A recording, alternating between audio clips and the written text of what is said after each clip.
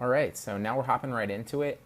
Initially, the very first thing that you need to do before you do anything else, before you build your email list, before you do anything, is identify the niche. Identify a product that you can market, but not just a product. It's important to identify niches that are sustainable, that you can continue to market to those. Because while you could build these email lists, it takes literally no effort at all on your part whatsoever. You literally just let the software run. And I'll be doing this whole step-by-step process with you throughout this course, so you see me do it, so you can do it, so you can better implement it. We're going to run through the entire process, but first and foremost, you want to identify a niche, a type of, category of products that you can market to. And it's important to pick good ones that are sustainable, like I said, because while you can build those email lists and it takes no effort, like I said, it would just behoove you to pick a product category or a niche that you can market. Sorry, dropped my mic almost. That you can market multiple products to, because it makes no sense essentially to generate an email list of 10,000 people or 50,000 people or whatever you want to go, and then only be able to market them one product. What are you going to sell them afterwards? Where's that email going to list? Are you just going to email list going to go? Are you just going to throw it out?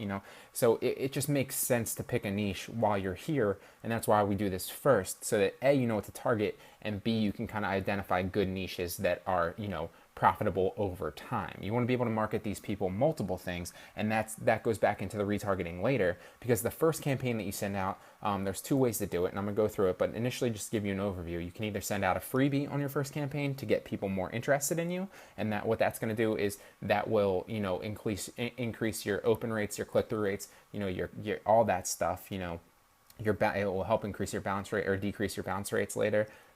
But more importantly, doing that will also increase those people's trust in you. They'll pay attention to what you have to say later on. But more importantly, it will help you retarget better, so that you can really send all the people that you want. After you've built trust, what you really want to sell them, and then you can continue to really, really sell them. So not only we're going to build an extremely long, semi-targeted email list initially, we're going to hone that down and remarket back to those people once we figure out, A, which ones are completely legitimate, and B, which ones are responsive, click through, open, and all that stuff. So that's very, very important. But like I said, very first thing, let's jump right in and pick the niche. So you can pick a niche on literally, there's a million different things that you can market. Anything. This is a great site, obviously, ClickBank. If you don't know what ClickBank is, it's basically a digital hub of products, like digital products, like I said, where you can get affiliate links for. You can create an account. I have one, I log in. You can also do OfferVault's a great one. There's a lot of paper leads on OfferVault, paper actions, so you don't necessarily have to get people to buy. You can literally just get them to opt in, and all those forms are, a lot of them are already printed out, or not printed out, created for you, that you can literally just throw the HTML in your email. All this is very, very simple stuff.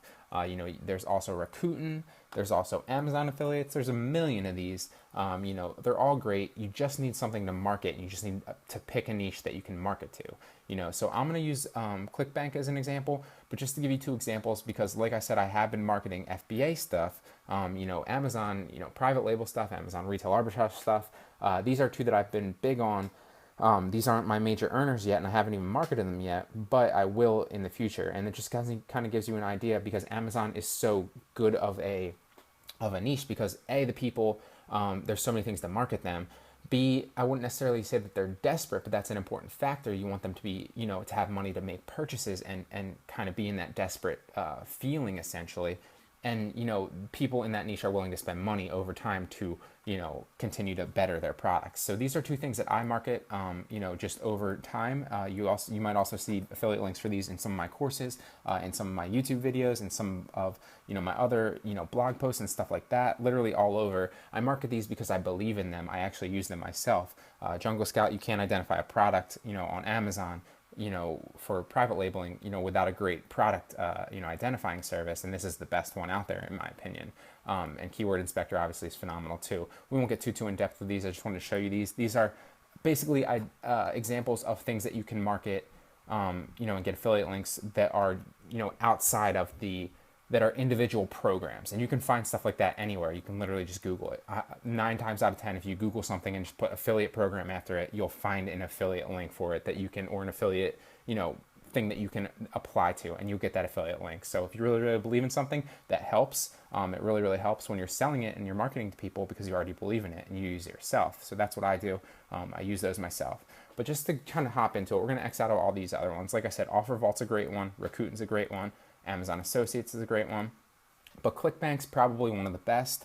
The great thing about ClickBank is digital products, so you get high commissions on those products because those people and the sellers don't have to manufacture it. They don't have to pay the cost of production and all that stuff. So it doesn't cost them anything to pay you a commission when you sell their product. So ClickBank's a great one. Digital products are a great one. But literally anything's phenomenal if you find the right niche. So let's just kind of go through a couple examples and pick products that might be good. Literally, it's just subjective to your opinion. So I kind of stay away from politics usually.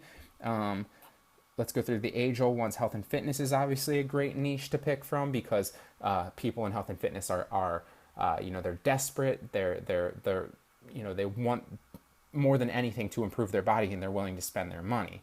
Obviously, you can take advantage of that.